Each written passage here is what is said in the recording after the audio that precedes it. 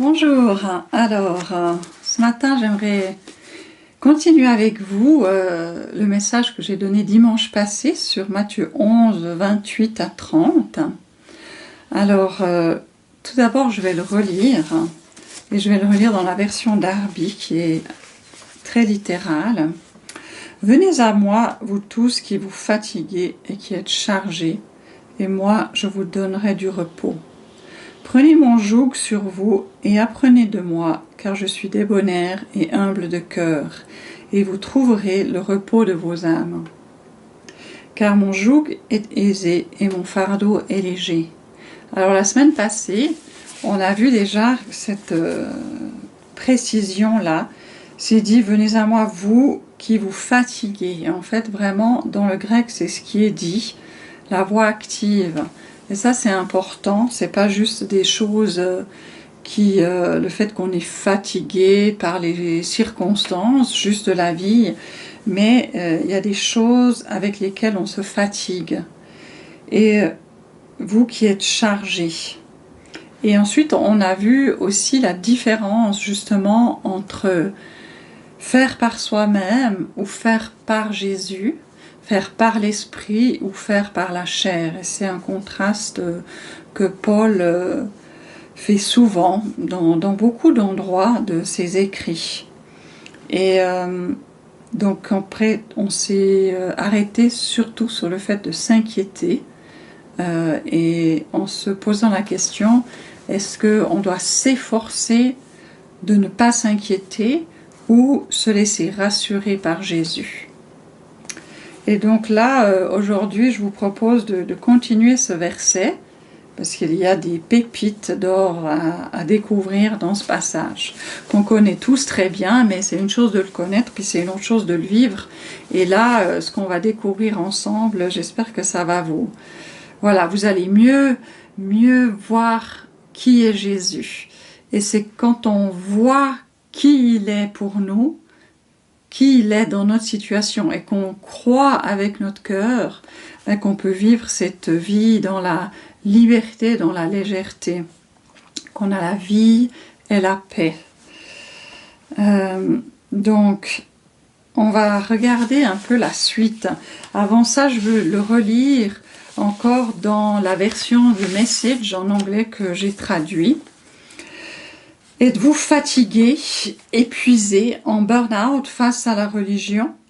Venez à moi, retirez-vous avec moi et vous retrouverez votre vie. Je vous montrerai comment prendre du vrai repos. Marchez avec moi et travaillez avec moi. Regardez comment je m'y prends. Apprenez les rythmes souples de la grâce. Je ne mettrai rien de lourd ou de mal ajusté sur vous. Restez en ma compagnie et vous apprendrez à vivre dans la liberté et dans la légèreté. Alors, oui, dans la version parole vivante, d'ailleurs, c'est dit à un moment, vous ployez sous un fardeau trop lourd. Alors, c'est quoi ce fardeau trop lourd? Alors, c'est différent, je pense, pour chacun de nous. Et le week-end passé, on a vu surtout le domaine des inquiétudes. Et ça, je pense que personne n'y échappe. Donc, il y a toutes nos inquiétudes, il y a nos peurs. Il y a peut-être aussi les règles qu'on s'impose pour impressionner Dieu, peut-être, ou pour impressionner les autres. Il y a aussi peut-être des tâches qu'on pense indispensables et nécessaires, mais qui ne le sont peut-être pas. Et je pense à l'histoire de Marthe et Marie, quand Jésus allait leur rendre visite. Marie, elle est venue s'asseoir à côté de Jésus, elle a pris du temps avec lui, alors que Marthe, elle s'affairait à faire le ménage, à préparer le repas, à préparer la maison pour les invités. Et en fait, quand Marthe vient dire à Jésus, tu vois pas un peu qu'il n'y a que moi qui travaille, tu pourrais pas dire à Marie de m'aider? Et en fait, Jésus lui dit très gentiment, mais il lui dit, Marthe, tu t'affaires pour beaucoup de choses, mais une seule est nécessaire. Et Marie, elle a choisi celle-là et on ne va pas la lui enlever. Donc peut-être qu'il y a des choses qu'on fait qui on pense être absolument indispensables et nécessaires qui ne sont peut-être pas. Il y a peut-être aussi Une autre chose qui nous fatigue, c'est d'être en conflit les uns avec les autres, ou de s'énerver, de se mettre en colère, de se fâcher. Je ne sais pas si vous savez, mais quand on se met en colère, ça modifie le fonctionnement de notre cerveau. Et il faut pour 1 minute de colère, il faut 1 heure pour que notre cerveau il revienne dans son état normal. Et peut-être qu'il y a aussi l'autocondamnation qui nous fatigue, qui nous charge, le fait d'avoir toujours ces pensées ou ces voix qui disent « Ah, c'était pas assez bien » ou « Tu fais jamais assez » ou peut-être en jeu, on se le dit « Ah là là, je fais jamais assez, je suis pas assez bien, je suis pas une assez bonne épouse, je suis pas une assez bonne chrétienne, je suis pas un assez bon père ». Et voilà, ça c'est une autre chose qui peut vraiment nous charger et nous fatiguer. Et peut-être, et vous pouvez rajouter en fait les choses qui vous sont propres à cette liste. Alors, qu'est-ce que Jésus nous dit? Il nous dit de prendre son joug sur nous. Prenez mon joug sur vous et apprenez de moi, car je suis débonnaire et humble de cœur. Alors, je vais revenir sur le joug. Mais d'abord, je veux juste prendre la partie « Apprenez de moi » parce que dans certaines versions, c'est dit « Recevez mes instructions ». Mais en fait, dans l'original, c'est vraiment dit « Apprendre de moi ». Et parce que je trouve que « Recevez mes instructions », si on a une mauvaise image de Dieu, ça peut laisser entendre qu'il est un peu à distance, puis qu'il dit « Fais ci, fais ça, non, fais ça comme ça, non, faut pas faire ça comme ça ». Mais c'est vraiment apprendre de lui. Et vraiment, j'aime bien dans le message passé dit marcher avec moi et travailler avec moi, regardez comment je m'y prends. Hein, donc on peut travailler et être dans le repos. Il ne s'agit pas là d'être dans la chaise longue à longueur de journée. Hein, mais c'est de faire avec lui, de regarder comment lui fait. Hein, donc et apprendre de lui. Et car il est débonnaire et humble de cœur. Alors, débonnaire, on a vu déjà un peu la semaine passée, qu'est-ce que ça veut dire? De bonne air, c'est-à-dire de bonne souche.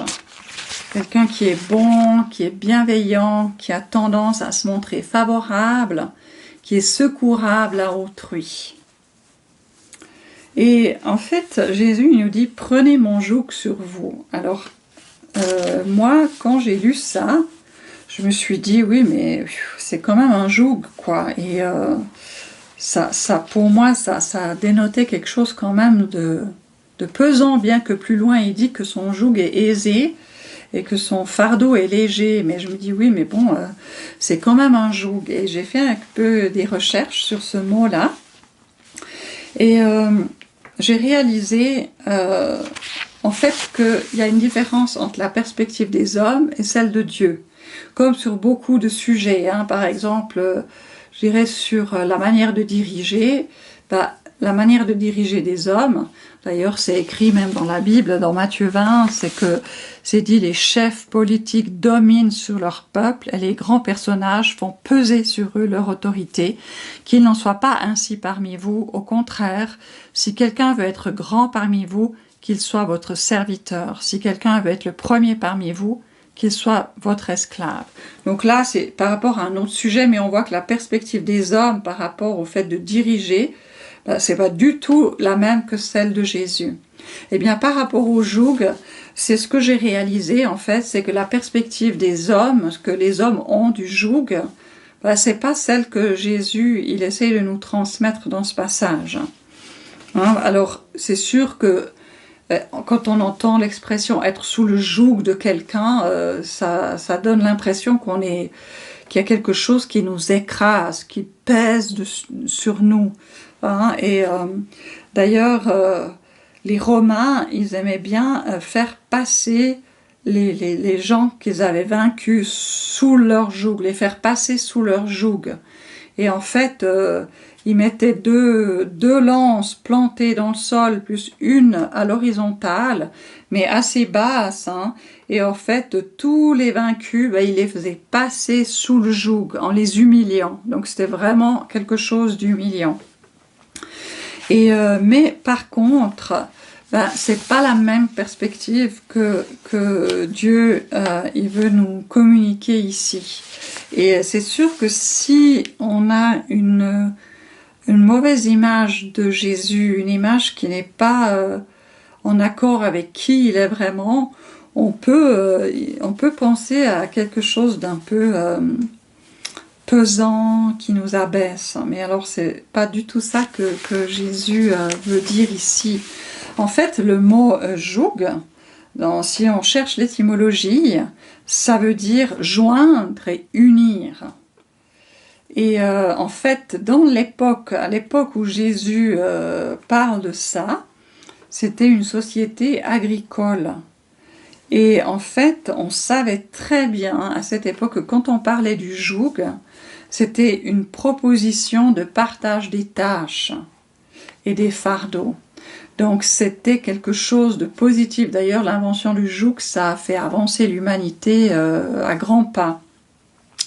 Et donc c'était, en fait, d'avoir un joug, c'était une aide.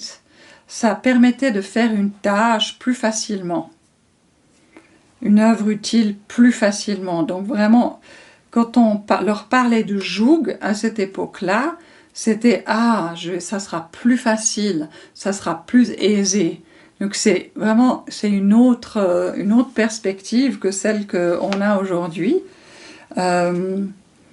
Et aussi, ce qui est très intéressant, c'est le mot conjugal. Ça vient de cette même racine de joug, hein, le joug avec. Et la conjugal, c'est un appel à porter ensemble les joies, les fardeaux, les tâches, quoi. Donc, il n'y a pas cette connotation de l'un qui fait peser quelque chose sur l'autre. Donc, si on a vraiment la perspective biblique, bien sûr. Mais ce qui me conforte encore dans cette compréhension, c'est que juste après, Jésus, il dit « Apprenez de moi, car je suis débonnaire ». Hein. Débonnaire, c'est aussi quelqu'un qui vient en aide, qui est là pour servir. Et c'est dit « Je suis humble de cœur ». Et en fait, ce mot-là, humble, ça veut dire vraiment qui ne s'élève pas loin du sol, qui est abaissé, qui est bas. Donc ça nous donne vraiment le sens de ce mot quand il dit « Prenez mon joug », je suis doux, je suis bon, je suis bienveillant et je suis humble de cœur. Ça veut dire que c'est pas du tout Jésus qui est en dessus et puis qui donne des ordres. Moi, quand j'avais jusqu'à il n'y a pas longtemps en fait, comme j'avais une image de Dieu un petit peu qui n'était pas juste, pas entièrement juste, qui était un petit peu tordue, quand je lisais Laissez-vous diriger par moi, c'est presque comme si j'imaginais Jésus en haut et puis qui me dirige avec le joug en me donnant ses instructions. Mais en fait, là, on voit Jésus, il dit « Mais prenez mon joug sur vous, car je suis humble de cœur ». Ça veut dire qu'il est en bas avec nous. Et si on voit l'image bien du joug là, et qu'on se rappelle que le sens du mot joug, ça veut dire joindre, unir, en fait Jésus, il nous invite à être joints à lui, à être unis à lui. C'est à ça qu'il nous invite. Et c'est tellement, enfin, moi je ressens vraiment le cœur de Jésus dans tous ces mots qu'il nous dit. Et en plus, il nous dit que si on est fatigué, si on est chargé, si on ploie sous un fardeau trop lourd, de venir à lui. Et quand il dit que son joug est aisé, ça veut dire c'est commode, ça veut dire qu'on peut faire plus facilement les choses quand on est avec lui que si on est tout seul. Si on est uni et joint à lui que si on est tout seul. Et que son fardeau, c'est léger. Hein? Donc, voilà, il dit qu'on trouvera le repos pour notre âme, et puis, car son joug est aisé. Donc, on comprend mieux l'invitation de Jésus, je dirais, à venir avec lui, à être dans l'union avec lui. Et ici, alors, mon joug est aisé. Ça veut dire que c'est plus commode, c'est plus facile d'être avec Jésus que de faire tout seul, de faire par soi-même. Donc ça revient à mon message de dimanche passé. Est-ce qu'on fait par soi-même ou est-ce qu'on fait par Jésus? Et pourquoi est-ce qu'il peut dire « mon joug est aisé et mon fardeau est léger » C'est pas pour nous faire croire que oui, que c'est léger, que c'est facile, mais en fait, en réalité, c'est dur. Non, c'est Jésus, il ne dit que la vérité. Hein, et on voit son cœur, là, comment il est, qu'il est doux, qu'il est humble de cœur, qu'il est bienveillant. Et donc, pourquoi est-ce que c'est aisé et que le fardeau, il est léger? Ben, c'est parce que quand on est en fait en union avec Jésus, c'est lui qui fait ce que nous on n'est pas capable de faire. C'est lui qui fait la part difficile en fait, et à nous c'est juste notre part, c'est juste de lui faire confiance, de se laisser conduire par lui, parce que c'est lui qui va donner le bon rythme, c'est lui qui va savoir par où passer, par où ne pas passer. Et nous, on est vraiment, en fait, ça me fait penser à la scène du film L'Ours, je crois que ça s'appelle L'Ours, où il y a le petit ourson là qui est face à une bête sauvage, et en fait il se lève sur ses deux pattes, et puis il rugit, je sais pas si on dit comme ça pour un ours, mais et en fait la bête sauvage qui voulait l'attaquer, elle s'en va. Et il est tout fier de lui, et après, en fait, on a le zoom arrière et on voit que la mère était juste derrière, et qu'en fait, elle s'est levée sur ses deux pattes, et qu'en fait, bah, c'est elle qui a fait fuir la bête sauvage. Mais l'ourson, il est sûr que c'est lui qui l'a fait. Et en fait, bah, moi, ça me fait penser à ça quand on est unis à Jésus, c'est qu'en fait, c'est lui qui fait la part difficile. C'est lui, on a vu ses promesses aussi, c'est lui qui nous porte, c'est lui qui nous a pris en charge, donc c'est lui qui a la responsabilité de prendre soin de nous. Hein. Et puis aussi, encore plus fondamentalement, c'est lui qui a porté notre condamnation, c'est lui qui a porté sur lui la malédiction, c'est lui qui a pris sur lui le poids de notre culpabilité. C'est lui qui s'est chargé de prendre soin de nous, qui nous a pris en charge, comme je le disais. Hein, donc c'est la part difficile, c'est lui qui l'a fait, c'est lui qui fait ce que nous on est incapable de faire. Et il ne nous demande rien qu'on n'est pas capable de faire. Et c'est juste de choisir, de faire les choses. C'est la même chose que ce que je disais dimanche passé. Notre choix, c'est est-ce que je vais faire par moi-même, faire les choses pour essayer d'impressionner Dieu, pour qu'il réponde à mes prières, pour qu'il me bénisse, pour que j'ai sa faveur, ou pour lui montrer que je suis bonne chrétienne, pour apaiser ma conscience, hein, ou est-ce que je fais confiance que lui il va le faire? Et si je suis sous le joug avec lui, eh bien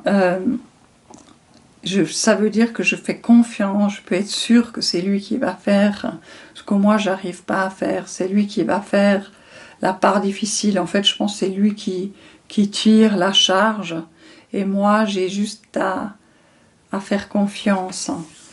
Donc voilà ce passage. Pour terminer, en fait, j'aimerais relire avec vous la version qui est dans The Message, pour vraiment que vous puissiez